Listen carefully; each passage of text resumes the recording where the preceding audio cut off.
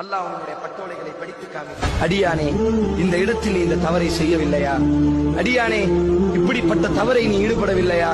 அடியானே, இப்படியெல்லாம் நீ தவறு செய்திருக்கிறாயே என்று அல்லாஹ் அந்த ஒவ்வொரு தவறையும் அவனுக்கு முன்னால் சுட்டி காமிப்பான்.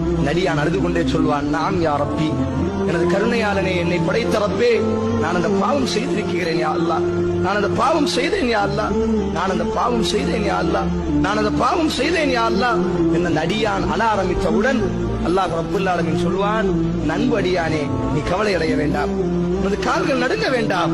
உலகத்தில் அந்த பாவத்தை நான் மறைத்து வைத்தேன், உலகத்தில் அந்த பாவத்தை நான் வெளிக்காட்டவில்லை.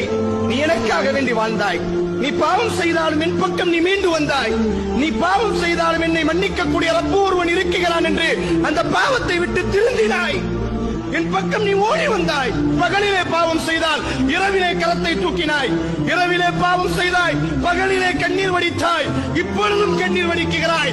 உலகத்திலும் நான் மறைத்தேன், இன்றைக்கும் நான் மறைக்கிறேன். நீ சொர்க்கம் நுழைந்து கொள். நீ அழ வேண்டாம், நீ கவலை அடைய வேண்டாம். உன்னை நான் துருவி துருவி விசாரிக்க மாட்டேன். உன்னை நான் மன்னித்து விட்டேன். இந்த பாவத்தை யாரிடத்திலும் நான் சொல்ல மாட்டேன். உனக்கும் எனக்கும் மட்டும் தான் தெரியும்.